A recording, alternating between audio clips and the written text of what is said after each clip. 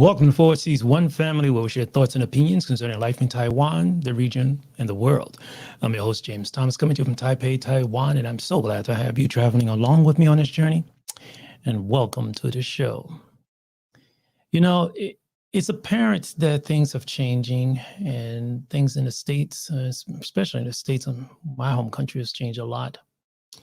And it looks like another minority group in America needs to question their place in America. Now, my goal in this episode is not to pass the blame to anyone.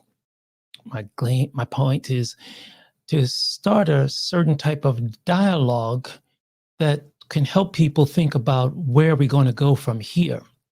My goal is basically to start a dialogue to point us in a direction that's like I said, to help us decide where we go from here. How you doing? Now, I feel that the 45th president of the United States did a disservice to Americans, and some may even say exacerbated the negativity and hatred towards people he and his selected labeled friends called as dangerous. Now, he chose to focus his paranoia on people both legally and illegally trying to enter the United States or the Middle East, and in particular from China. Now, he had this unflattering ability to label certain people from certain parts of the world as coming from poo-poo nations and being of less value to the world as compared to people he considered coming from certain European nations. Now, he had this uncanny ability to put people in a certain type of mindset for the people who followed him that really, frankly, just dehumanize people.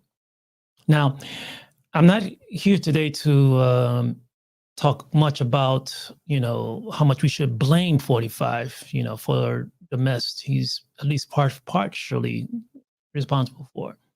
Because I do believe that a lot of his policies towards China is warranted, okay? But, I'm here today to talk a little bit about how I feel about the hammering of people of Asian descent, and especially in America today. Now, as an African-American speaking on this topic, I am constantly reminded by several African-American friends in the States that why should I care about the plight of Asian Americans when, especially at this time when African-Americans in the United States have already suffered worse for a much longer time. Now, I constantly hear this. And it does bother me. I mean, I get points like I constantly hear from many of my African-American friends that aren't the Asian community, the model citizens of the United States. And, this is something that it puts me in a corner a little bit. Now, it is true that maybe Asian Americans have found a way to get themselves integrated with those power brokers in the United States. I mean, we probably don't need to search far back, and especially in U.S. history, to when we incarcerated people of Japanese descent because of Japan's participation in the war, or especially the terrible bombing. And it's sad. Now, although descendants of African and Asian Americans come to America under quite different circumstances and suffer many of the same inequalities America, maybe that does make it a border post where communications can be made.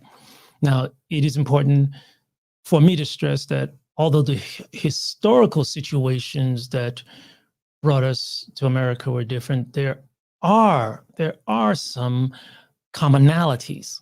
Right. Okay. Now we share these commonalities that we can share to enhance our relationship that allows us to, how would you say, refocus the America we are living in today.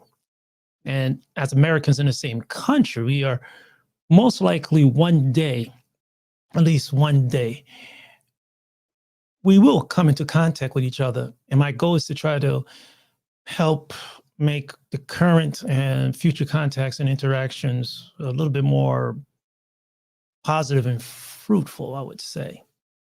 Like right now is not the time to, run down any specific lists of who to blame, but we need to objectively investigate our own cultural prejudices that led us to what we see happening in the world, at least where I'm from, the United States today. Now, besides examining the source of our prejudices, we have to look at each other. We need to develop gateways that would allow us to, how would you say, interact more and with less fear of each other. And another thing we can do is acknowledge each other's cultures and contribution to mankind. And I don't mean that we should stand up and talk about how great our individual history or culture is. It's just a point to share. And I'll leave it as that because, I'm an African American from New York City, right? And from a place called the South Bronx, and I lost many of my friends, more friends I can count, to drugs and violence. I've also lost a friend to a racial incident, right? And in my heart, I deeply still hold this in my heart today. Now, once again, my goal right now to open up a conversation is not to pass any particular blame to any individual or nation, right? And, many of you who are watching, you know that I was partly educated in Beijing and here in Taiwan. And most of the time, I was the only non-Asian person in a class of 30 to 60 people. So I know life well as a person of color in a place where people see me as very different. And this is the thing, I've had people, especially in China, touching my skin to see if the color of my skin would rub off. And up till today, it ain't working. I've been to villages where I've told children that everyone else in China looks like me. I know what it feels like to be different. I've also made many lifelong friends in China, especially here in Taiwan, that keep me up to date to what is really going on in their communities. So I get information that's a lot clearer and unbiased than a lot of these so-called news networks. Now, I got two of my former classmates in Beijing contact me the other day to ask me about, the occurrences that happened in Atlanta, Georgia. And they asked me if I had faced similar occurrences like this in America. But the thing that really got me the most is when they asked me if I had faced racism while I was living in China, and I had to tell them the truth. And we had to go down some tunnels to explain why I felt my particular reasoning was felt upon, or why I faced racism in China. Now, remember, I was a student in a class of 30 to 60 people. So it was kind of rough. And people would look at me or refuse to sit next to me. But I was lucky enough that I came from a background that actually made me stand strong. And our conversation turned into a 3-hour conversation. And not only did I have to tell them that I faced racism, but also why.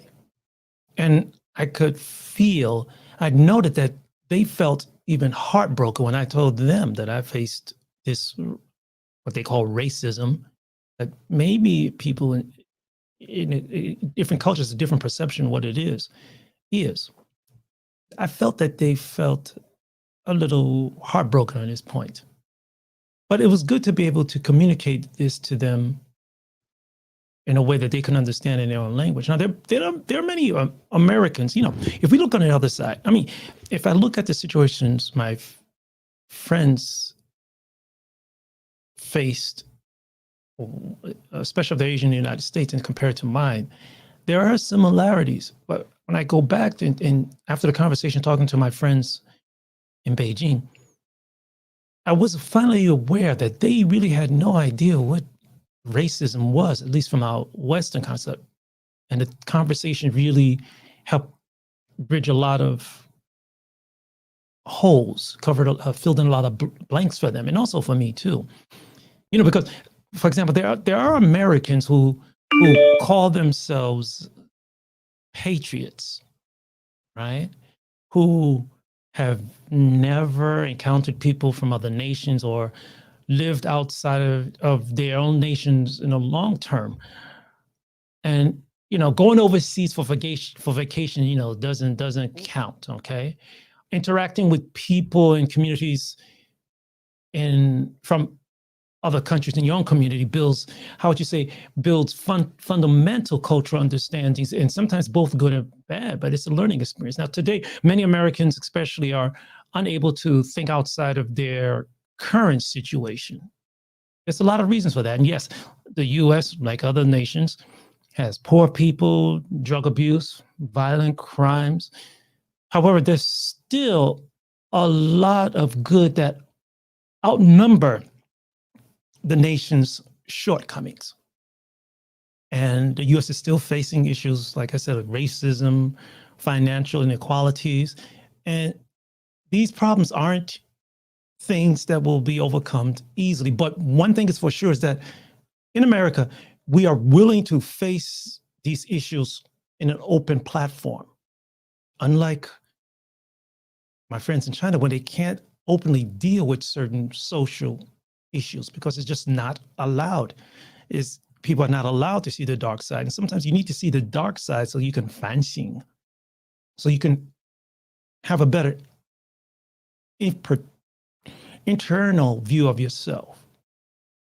Now, sure, there are people in some nations who aren't able to accept that the world and its people are changing constantly, and they haven't learned how to keep up. Now, I personally feel that we need to press upon people like this, of this mindset that we all have a lot more in common than we think. So I think we just need to stand up and especially stand up in our local communities and business circles and schools to correct the injustices faced by people who have weaker voices, and regardless of their race and their religion, language, or culture. So I'm going to open up conversations to people in the audience, and I think I got about a handful of people, and maybe invite somebody in. So I'm going to go over to the chat room here. I'm going to have to move some stuff over, and it's about 9 o'clock here in the morning, which I usually am not up here. How you doing, YGZ? Thank you very much. You got Earl in here. Geraldo? Let me put this up here. You talk about prejudice that target African Americans, such as gang violence and drugs. What do you say about the prejudice you hear about Asians? Okay. Oof. In what regards? I'm a little bit off balance with the last part of your question here. Secretive thieves, prostitution, stuff like that. Well, if we want to talk about the individual, let me say something first before I go into that, because the media, all medias, they're in the business of making, promoting hyperbole, putting things out there that, pulls people's attention to their station, or carrying a certain viewpoint of a certain station or majority investor sometimes. I don't care what station you're talking about. We all have our edge on what we prefer to talk about or highlight or stress. Now, I noticed that when this incident in Atlanta happened, it's unfortunate. They stressed that the majority of people who were killed were Asian. And this really hit the highlights, because we know when 45 start using the word China as an adjective for the virus, it did fan up his base to actually focus more on Asian communities. And to be honest, there's a lot of Americans who can't tell the difference between the Asians, to be honest. But that doesn't make it right. What I'm trying to say is that we have to be careful on how, under what state we hear the news we get. Now, this individual had a problem. I cannot say that his motives was totally racist and meant to, okay, we're going to target these Asian women. I think two gentlemen were Caucasian. He had a mental problem. Now, I don't know if many of you looked in his background. His dad, I think, is a minister. He comes from a very religious family, so he felt that these people from giving these certain services to him gave him temptations. And when his parents found out, they basically kicked him out the house, and he just wanted to get revenge and go back and to blame them on tempting him to go against his family beliefs. So I don't know I hope, I want to say that first.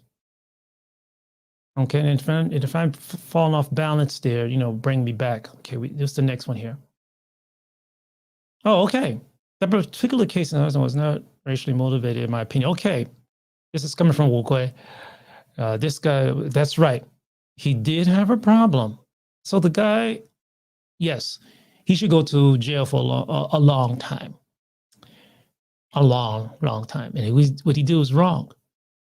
But this is the thing that I really don't. We do have to show some compassion for those who lost their lives, especially the recovery now the family has to go through.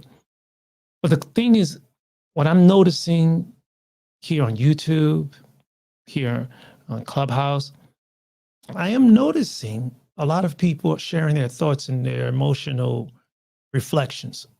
People do need to get that off their chest. I agree 1000%. Now, what do we do from here? This is what I would like to focus on right now. What can we do from here? What can we change? Okay? What can we change? Now, I'm going to go back a little bit. As an African American, I'm still getting, messages from people talking to me, why should I care? What happened when BLM was going on? That's a whole different story, though. Did they come out? Yes, they did. And I also want to note also that me personally, this BLM group, I can't go with them.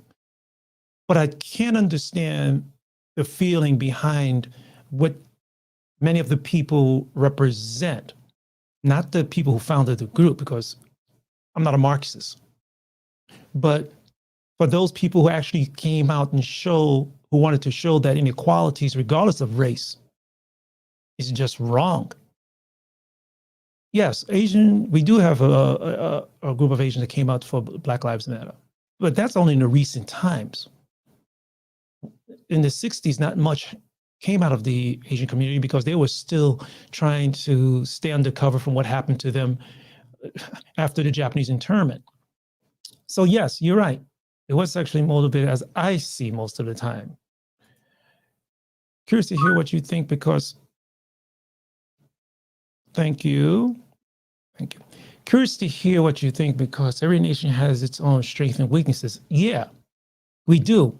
But the thing is, I really want to know, I want to hear ideas on what can we do from here. It's usually as a springboard. What can we do starting from the point we are at today? Okay.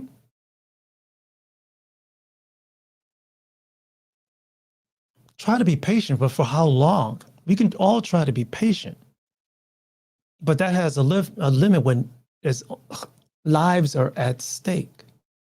What can we do at this point? Okay, what can we do? Some people will say, okay, we need to change laws. Who can we get up front to change the laws? without being keep staying in an emotional state. What can we do? And that's what I've been searching for the past 2 days. I've been in many groups over the past weeks. No, not week. Yeah, that's the past week, even before this incident happened, about violence towards Asians. And it's very interesting. The volume in the media has chosen to push the topic. And I just want to hear other people's opinions on what's needed to be done to point us in the right direction. You say what? Okay, there's something here. You are solutions. I like that. Well, I don't know if I can, because a person like me, and especially what I'm doing right here, is just not up to the numbers that can involve the right people that need to hear this. You say, I ask my friends to watch the opposing channels, but they still don't. Well, go ahead. Why don't you think they are willing to watch? Do you think they are stuck in I like to use the term of selective amnesia or cognitive bias, or they just have a whole sense placed in front of them of being gaslighted and stuff like that? This is the crap that really bugs me. Yeah, I agree. The media just wants to drum up business for themselves. And sometimes a lot of these people on these popular television news networks or networks that are packaging a certain type of political spectrum, a lot of these people who are reporting it, they don't believe it in themselves. I found that out very quickly. They're just having to do this in a way for their jobs, to keep the jobs. They like hearing their own view being repeated by media of their choice. Yeah. And when you keep yourself in your own selected garden, walled garden, you cannot see other people's opinions. And some people who are locked in this so-called opinion garden, they're afraid to step out. They're afraid that they may be demonized by people within their group who they regard in high esteem. And it's fear. It's a fear of being subjugated to a group that you want to be a part of, and then being pushed out. Well, it's fearful to some people. And there's some things I had to even go through in my own personal life where I had to learn that, well, this group thinking is actually more like sleepwalking in many situations. And it's like also holding your breath. If you hold your breath too long, you make yourself dizzy and you black out. And that's what I think is what's happening to a lot of people. And it's unfortunate that there are some people who like hearing their own echoes. And that's quite unfortunate. So I got 4 people in the group. What do you know? That's a good score for me. But this is what I hope to share with you guys. And let your comments be known if you can, please. And if not, I'll probably just cut it off here because I really was hoping to get some involvement today. And that's why I got up so early in the morning here in Taiwan. Yeah. US media equals tabloid. And isn't that unfortunate that people get bored by detailed information? And while people are watching this emotional event over on their left side, those who are in charge of legislations for our nation are just totally doing their own tricks at our expense, at the regular people's expense, that we just are so busy looking in one direction that we cannot see what's going on in others. And also, because of the freedoms in many Western nations and the laws, outside influences have now entered our nations to Tifa, to rally up conflict that we have within ourselves, to keep the most simple-minded people occupied.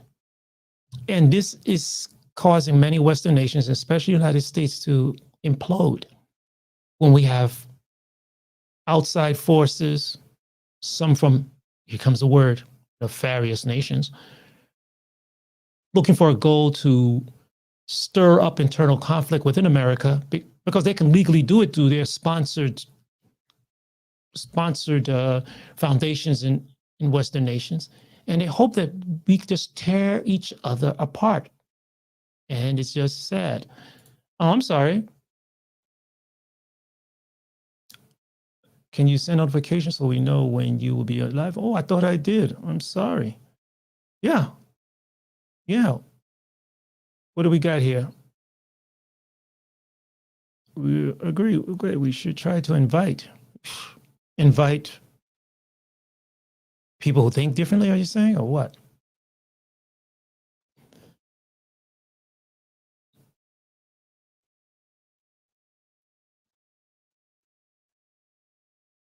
Okay, I'm trying to keep my eyes on the comments. I'm looking once over here in Clubhouse and on the other side. This is a topic some people are afraid to get involved with, and it's okay. It's okay. We have to, for those who are willing, people have to be willing to talk up, speak up, I should say. Oh, I see. I see what you're saying. Okay.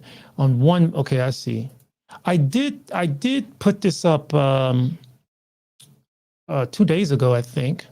And if you don't hit that little bell there, you most likely won't be notified. I think we'll go you in California, I think, right? So I don't think it's that much a delay. And notifications. Guys, look, I was just hoping to get in some people here today, and obviously, this is my. I don't do this often. Most of my stuff is can't script it, so I try to make sure and keep my information up to date, and when questioned, able to come back with my as Randy says, receipts. Nah, it's okay. Nah, it's nobody's fault. But one day, maybe notifications will get a little bit better here. So right now I'm looking at different screens. 1, 2, 3 screens.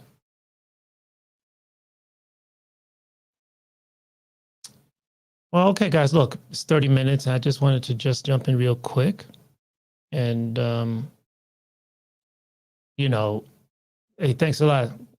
I just wanted to see if I can start a conversation. And I started at this time to try to get people stateside and European. Thanks a lot. Thank you very much. I just try to make sure that what I say is honest and traceable, not just talking off the top of my head. And look, guys, I'll shut up here, and maybe next time, if I can do a little bit more promotion and speak a little bit more fluently, maybe we can get more comments in. But look, I want to thank you guys for taking the time out of your day and to jump at least to hear part of my monologue at least. And I'll just check out of here.